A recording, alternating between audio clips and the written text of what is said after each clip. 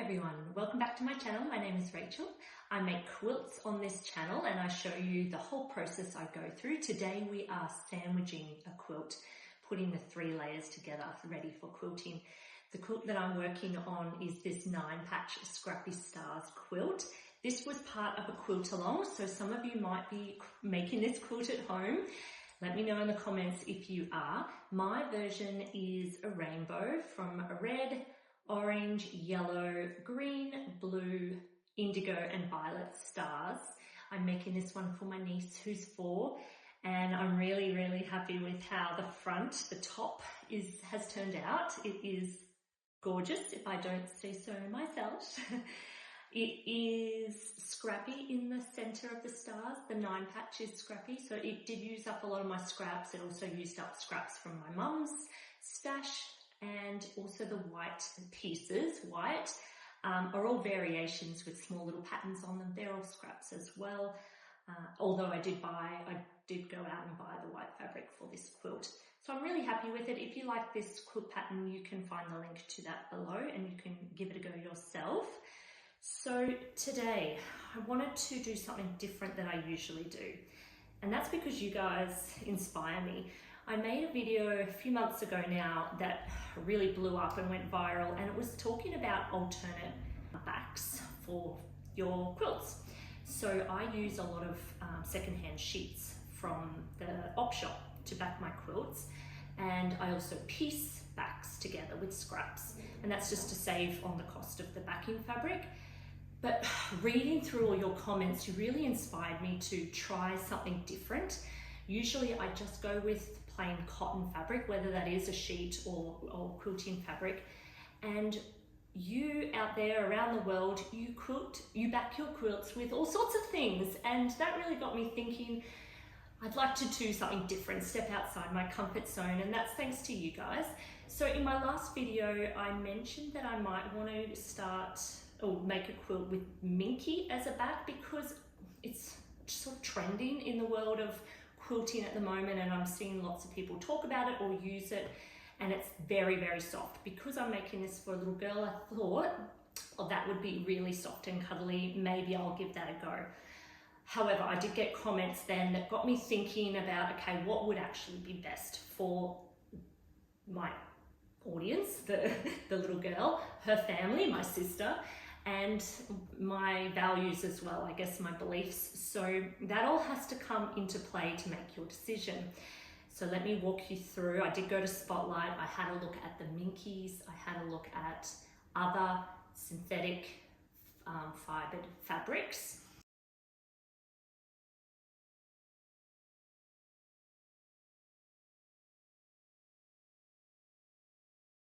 And also some cotton alternates to just a plain cotton, like a quilting cotton. So I want to go through some of the comments that I got on the last video about Minky. Mignon, I hope I say your name right. She said she's made 9 quilts for 9 grandkids, all with Minky on the back, and they absolutely love them. So that was lovely to hear. And there was a lot of suggestions, or I guess tips.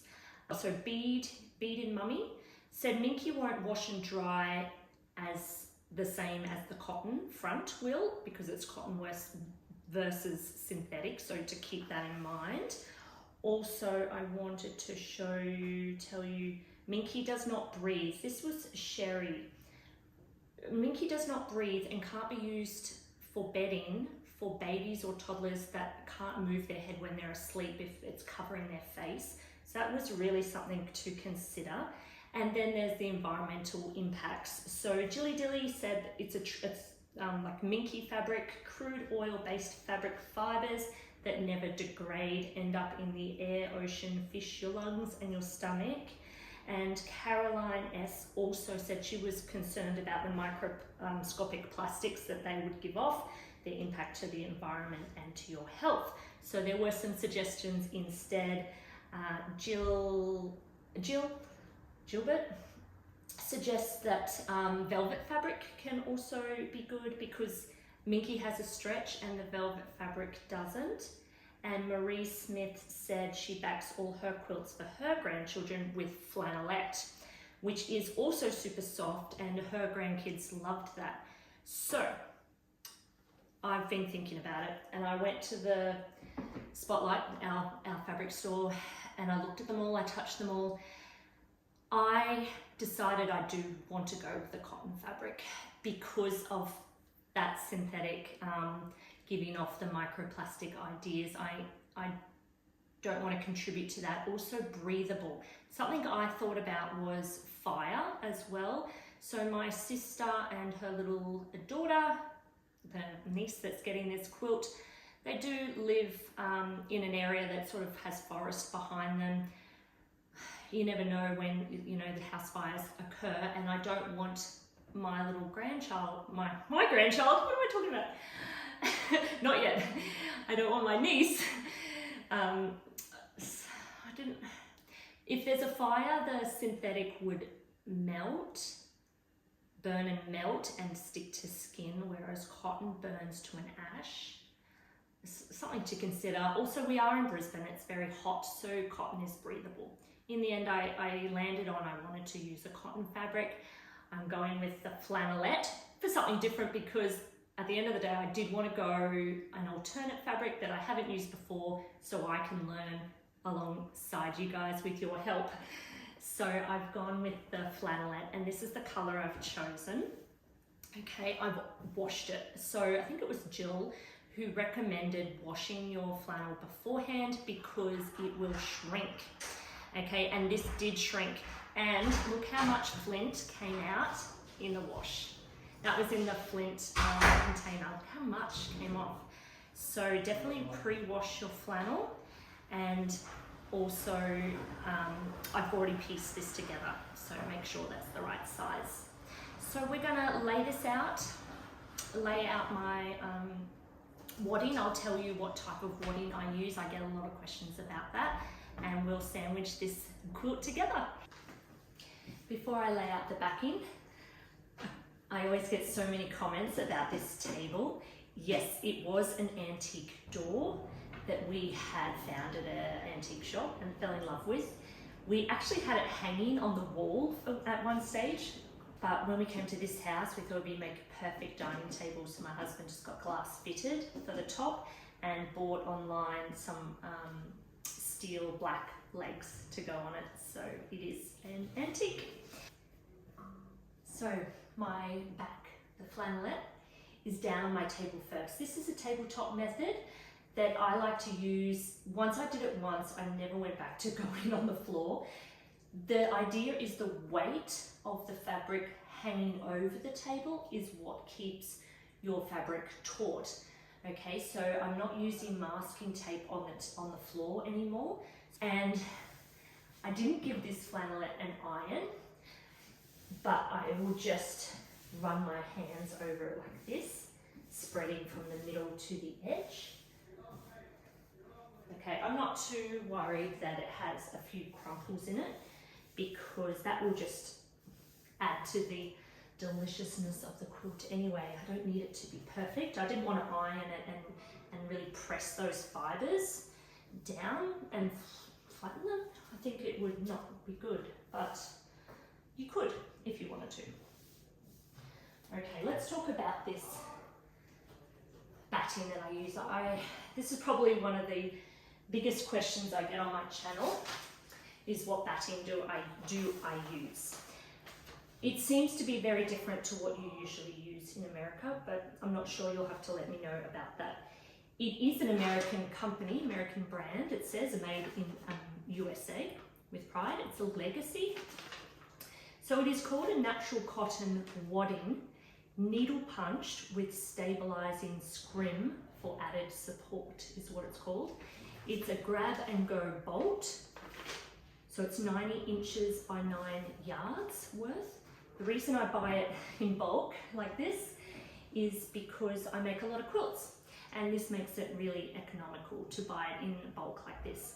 So this is, I've already made one quilt with this.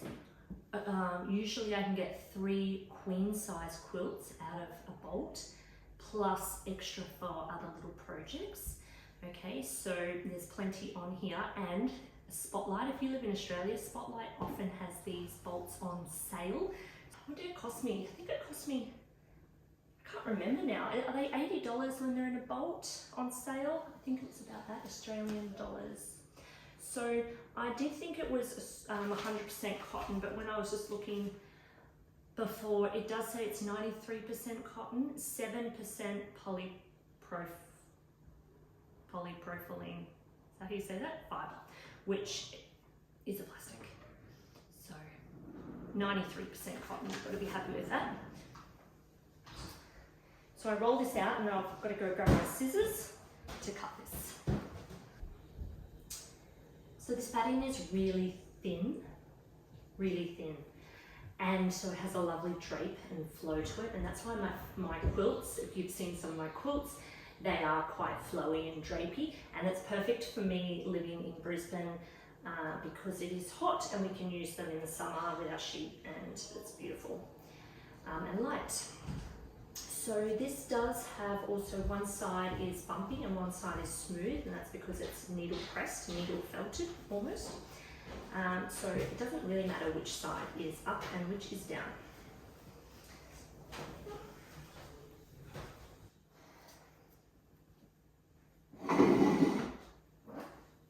Okay, so I have lined up the side along your camera side and this side here. Then what I do is I pull the bottom sheet and I'm tugging on it on either side and pushing from the center around.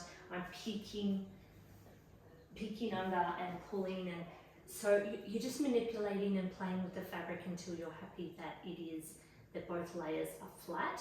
I have noticed already that this batting sticks to this flannelette more than regular cotton, doesn't slide across it, which means when I'm maneuvering this layer, the flannelette gets stuck to it. So I'm already, just in the 30 seconds that I've put this on, I think it will be a little bit more tougher to get correct. So I'm going to take my time with this step.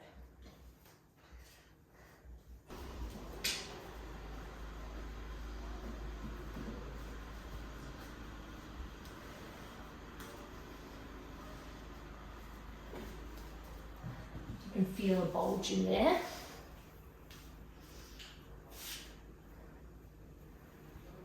Yep, you have folded over and it's sticky.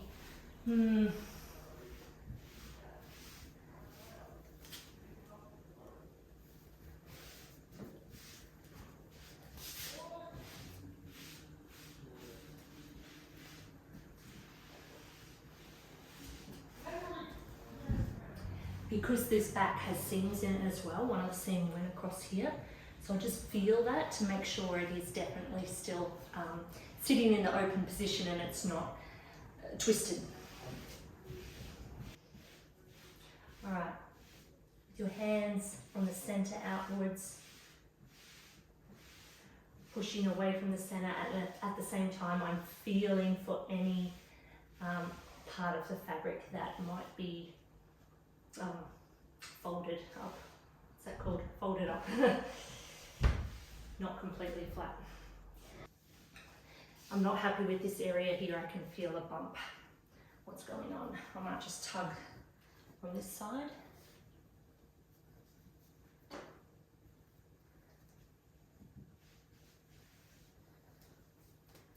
think it's that opposite seam.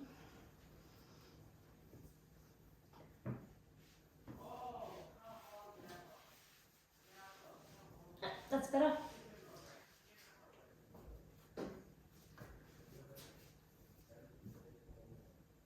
The batting over that backing fabric does also have weight to it. So now that sort of is weighted down and nice and straight. So that's also why I like this method. And let's put this beautiful quilt on top.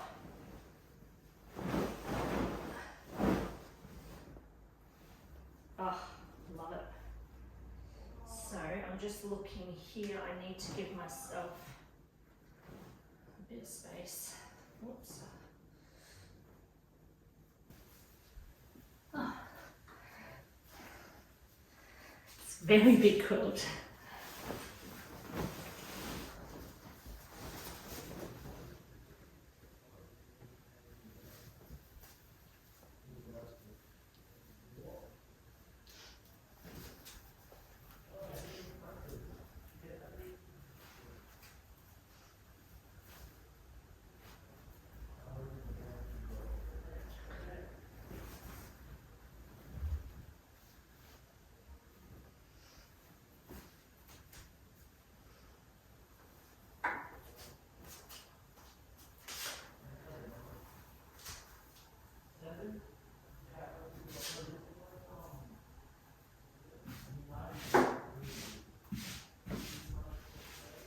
So I just check on each side.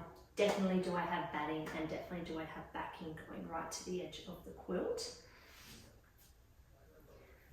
My main concern is actually it's quite long.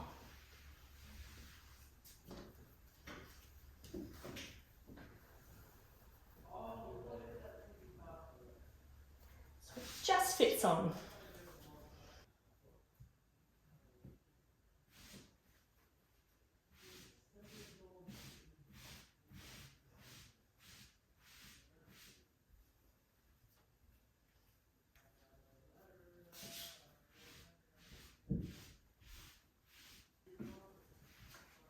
Similar to the other layers, I'm simply going from the center and using my palm to spread the fabric outwards, get it as flat as possible. So, I'm loving this quilt so much. I don't usually work in rainbow like this, and I was saying in the previous video, I really enjoyed quilting with these colours more so than these colours. So, but together they all look gorgeous, don't they?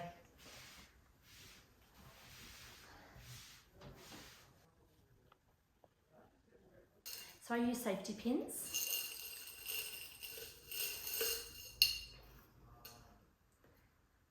To baste this together. You could use needle and thread if you wanted to. Now, I always get questions about this as well. Do they scratch my tabletop? So this is a glass tabletop, and yes, it could scratch the glass. I'm not saying it couldn't, but less so than fancy wood. If you had a really expensive wooden table, I don't think I would recommend this unless you put down one of those thick plastic tablecloths first. You could do that, that would be good. But also, I'm not pushing in my safety pin and ramming it along the bottom at an angle that would scratch the tabletop. What I'm doing is simply poking through, and when I feel that it has reached the table, then I change, I quickly change the direction of the safety pin so it's more going sideways and up rather than digging down. So I haven't experienced scratches on my table. I haven't noticed any, I should say. Definitely be careful with a wooden table. Try a plastic tablecloth. Let me know if that works for you. Otherwise, you could spray baste with an adhesive or use the safety pins. Now, people do also ask me if I use spray adhesive, and I usually say no, but really only because it's just something extra to buy, and safety pins are reusable and they work for me. So this is just the method I've always done. So do what you need to do to get the 3 layers together. There is no right or wrong, everybody. This is your quilt and you can do it however you like. So I will put a safety pin probably in every single square is how I'll do that, just to make sure there's enough and it's evenly spaced. So let's go. These ones are nice and sharp. I have had some pretty bad safety pins in the past that weren't sharp and make this really difficult, but these ones were Mum's and she gave them to me. So they go through, they do have a slight bend in them as well. They're quite thick.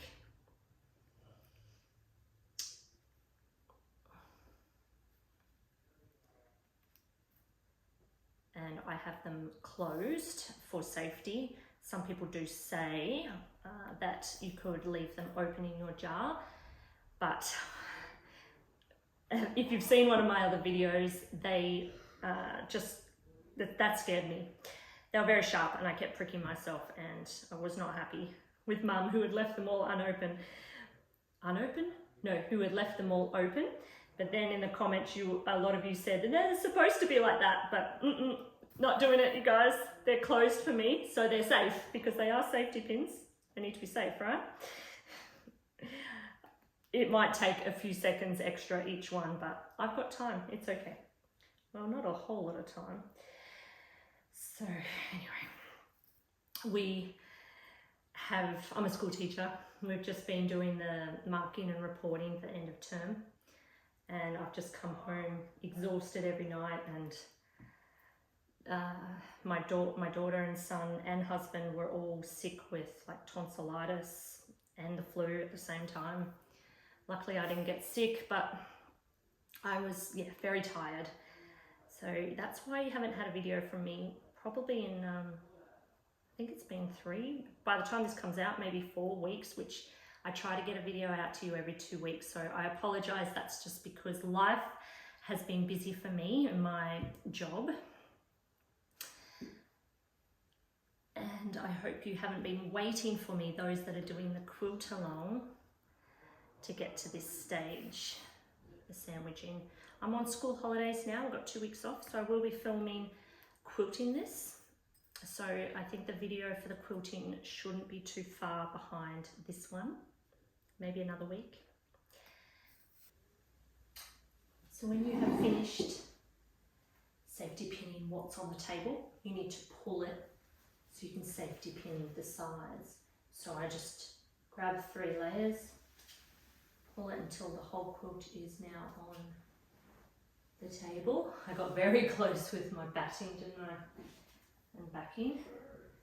And then I'm tugging on the 2 layers underneath, making sure they're nice and taut.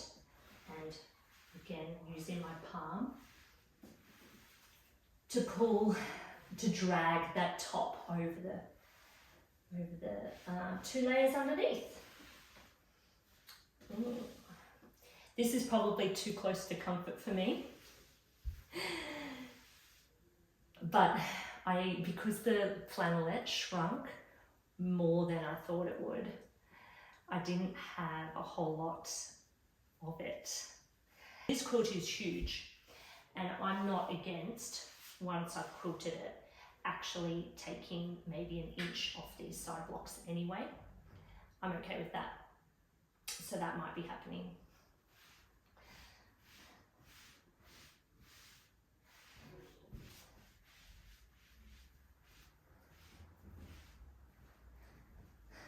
I'm extremely flexible when it comes to changing plans with quilting projects. Like I'm not a great follow the rules kind of girl. I just wing it a lot of the time. It's so good, not good tonight.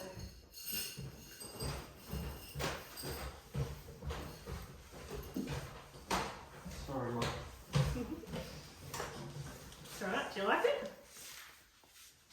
Yeah, looks good. Looks good as. Is this the style one? Yeah. Sick. Sick. What's your favourite colour? I like the orange. Really? Yeah. That's interesting, because we were just having a conversation in the last few videos about how I really enjoy the cool tones and some people prefer the warm tones. Well, I just picked a tone.